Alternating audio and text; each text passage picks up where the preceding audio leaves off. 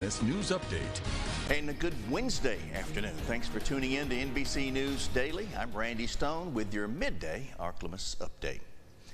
As Hamas holds thousands of hostages and threatens to begin executions in Gaza, the local Jewish community is speaking up against these violent attacks. NBC 10's Valerie Maravi has that story.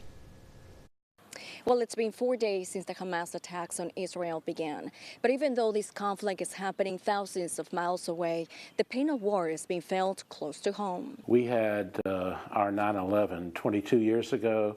Israel had its 9/11 this weekend. Jackie Rosenberg is the son of two Holocaust Jewish survivors of the German Nazi concentration camps who became an industrialist in Monroe, where they established Sol's Pipe and Steel Company. He says the devastating attacks are personal. We all have come together in Israel. The Holocaust obviously is very personal to me, but not since the Holocaust 80 years ago have this many Jews been killed in one day. The attacks have taken the lives of thousands of civilians in just 4 days.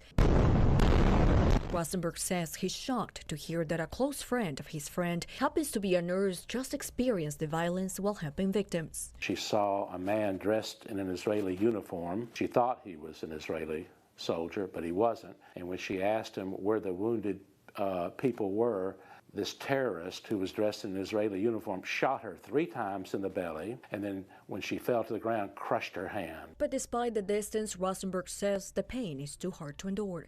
He says he stands strong with his community. These animals took the cell phones of the people that they murdered, took pictures of all this, and then sent them back to all their friends and relatives. I pray that those hostages are still alive when they get them, but they will get their hostages one way or the other. They'll be brought back to Israel. Reporting in Monroe, I'm Valerie Maravi for your Ark-La-Miss News Source.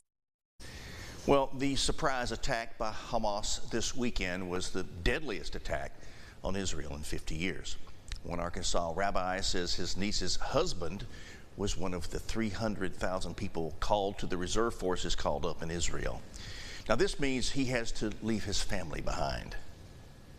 He's in harm's way, having left his wife, my niece, and 3 children sheltering in place in their home in Herzliya in the center of the country, where they're vulnerable to rocket attacks. The Arkansas state capitol was lit blue Monday night in support of Israel.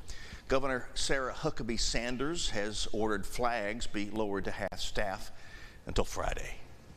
An area man is being celebrated for his decades of dedication to cracking down on crime.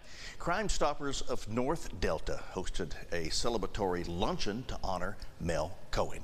Cohen served as president of the nonprofit organization for over 40 years. We spoke with the honoree to hear how he feels about being recognized for all his efforts. And now, Storm Tracker Doppler weather with meteorologist Chase Ward.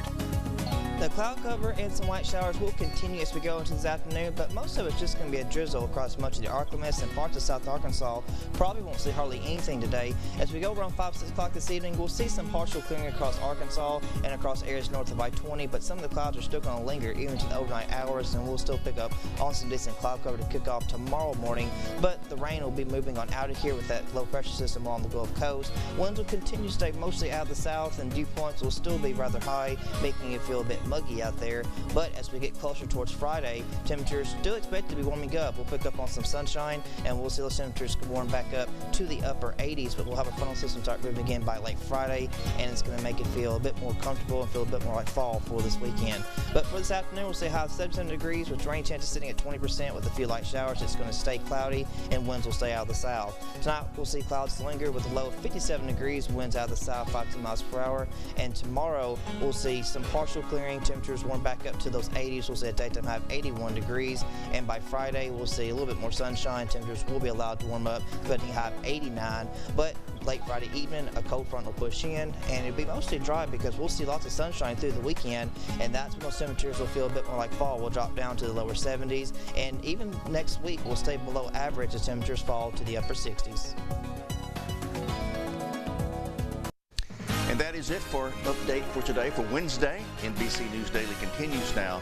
Let's take care of each other, check on your pets and neighbors, and